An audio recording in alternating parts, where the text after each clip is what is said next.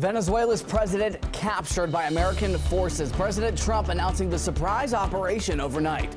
I feel like it's the best thing can happen with him. He deserves that and more. Local Venezuelans celebrating the move. Local leaders also speaking out. So what's next in America's involvement in Latin America?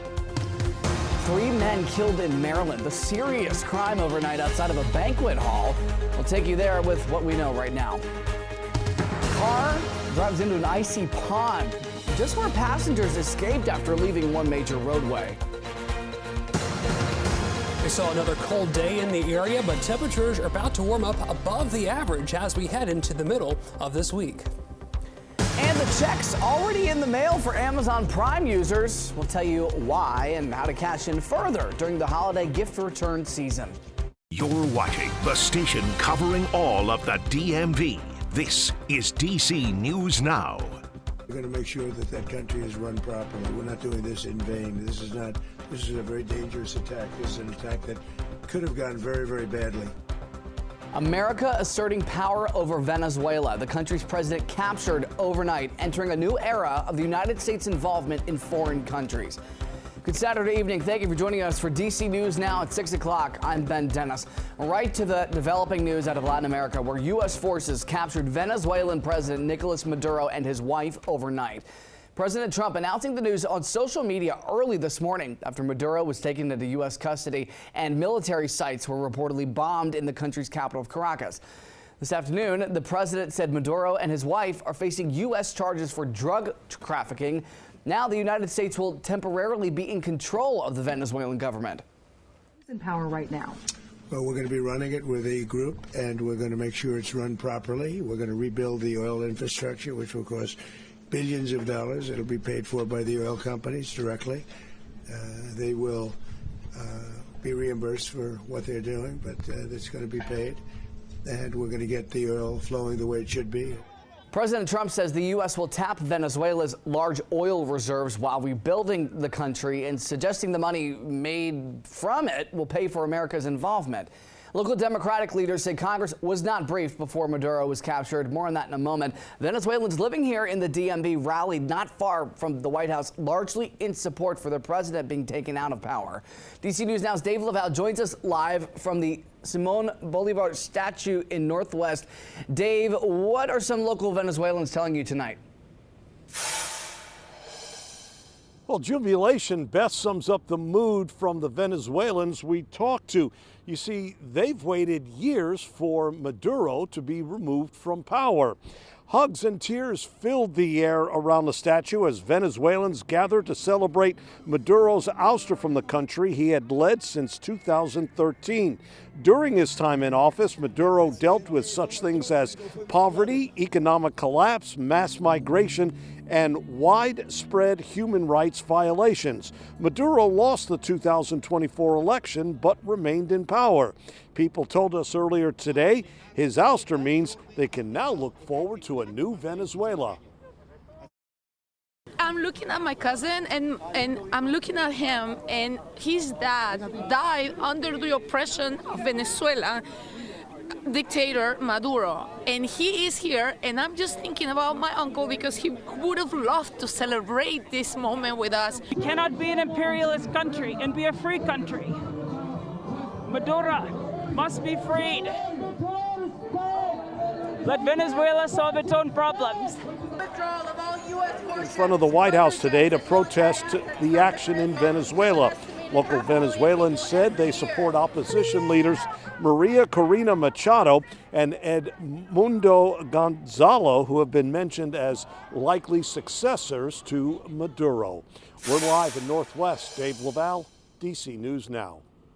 Plenty of reaction here at home. Republicans are applauding the president's order to remove Maduro from power. Democrats with mixed reactions. Some saying that he had the right to cling on to power, but saying Congress should have been briefed about the operation in advance, which they reportedly were not.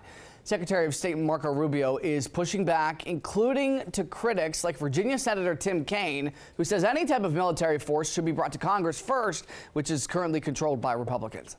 Time for Congress to get its ass off the couch and do what the Constitution mandates that we do, the Constitution that we take an oath to.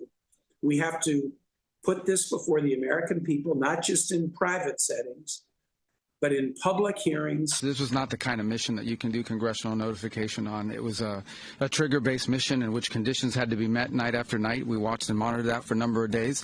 So it's just simply not the kind of mission you can call people and say, hey, we may do this at some point in the next 15 days.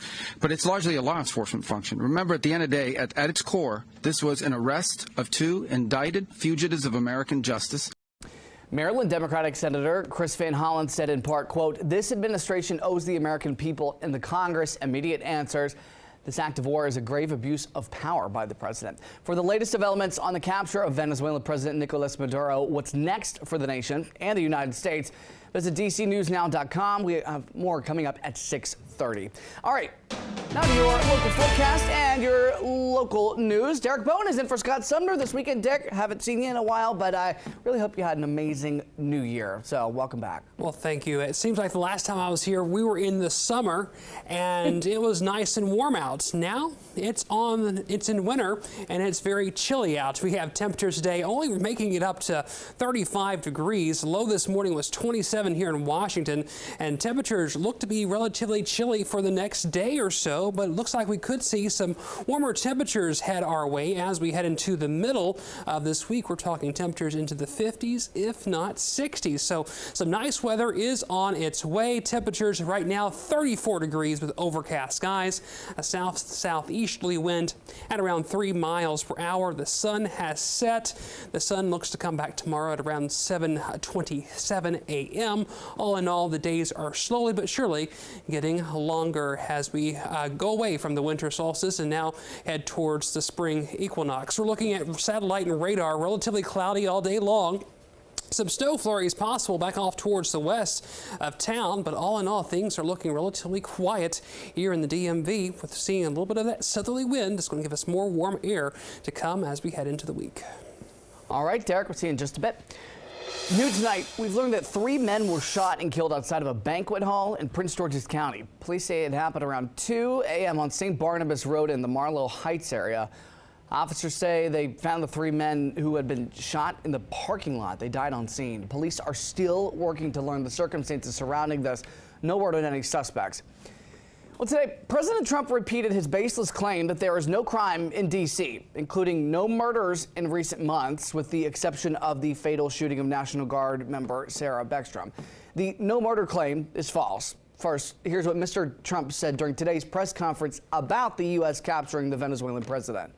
We have no crime in Washington, D.C. We haven't had a killing. We had the terrorist attack a few weeks ago. A little bit of a different kind of a threat, but we haven't had a killing in a long period of time, 6-7 months. We used to have 2, on average 2 a week in Washington, our capital. We don't have that anymore. Crime data from D.C. police say there are 59 documented homicides that happened in the last 7 months, not 0. D.C. officially, meantime, has a new top cop. Former Executive Assistant Chief Jeffrey Carroll assumed the role of interim chief after Pamela Smith stepped down during federal investigations into accusations that the department changed crime statistics.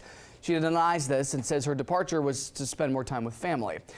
Meantime, crime data for all of 2025 is now on D.C. Police website. It shows a 32% drop in homicides compared to 2024.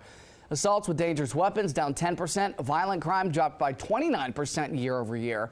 Those stats followed trends of crime numbers dropping from 2024. 2025 also saw, of course, the surge of law enforcement and National Guard troops into the district. Well, the White House efforts to deport thousands of undocumented people could ramp up here at home.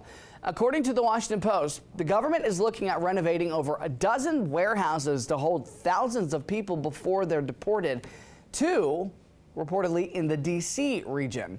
A facility in Stafford County, Virginia could hold up to 15,000 people, according to the Post. A smaller building in Hagerstown, Maryland could hold between 500 and 1,500 people. While these alleged plans are being reportedly drafted, there's already pushback. The Stafford County Council chair said the federal government would still need to follow zoning laws. In the district, 2 row homes caught fire overnight. This sent thick smoke into the air in Northeast. Crews say that this happened around 2:45 on Benning Road near Fort Mahan Park. Wires were reportedly down in front of one of the 2-story homes. Crews began fighting flames outside because they were just too intense to go indoors. And firefighters also put out the flames of the attached row home. Both homes were vacant. Good news here, no injuries reported. A car drove into an icy pond in Montgomery County this morning. A scary scene, no doubt. Nobody was hurt.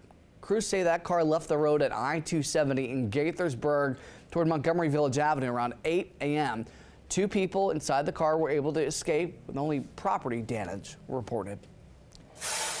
In D.C., some folks may still be working on which New Year's resolutions to prioritize. Well, this does include dry January, when folks cut out alcohol for the month. It comes at a time, though, when bars and restaurants are typically slower than usual. Our Daniel Hamburg went about town seeing how people are feeling about dry January this year.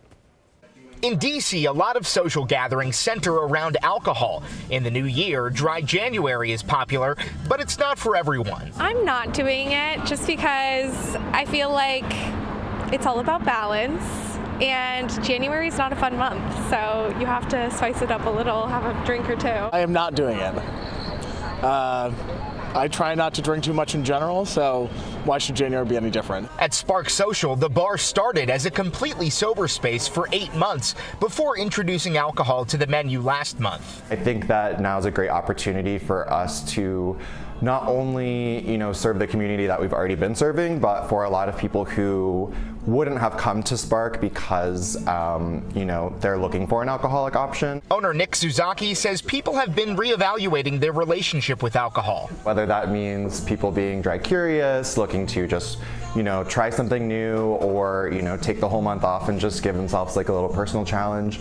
I'm personally doing that for the first time. And we found others doing the same. This is my first time doing it, yeah.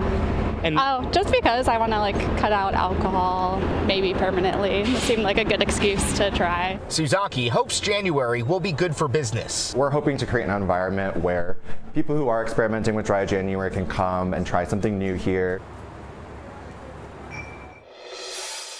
Reporting this weekend in Virginia, the town of Vienna is kicking off their celebrations of America's 250th birthday. This starts Sunday, tomorrow, at the town green, where a Virginia Love sign has been installed. There's going to be patriotic sing-alongs, music from the Vienna Community Band, and a community bell ringing. Next month, Vienna VA 250 will host screenings of the new documentary, The American Revolution, by Ken Burns, Sarah Botstein, and David Schmidt.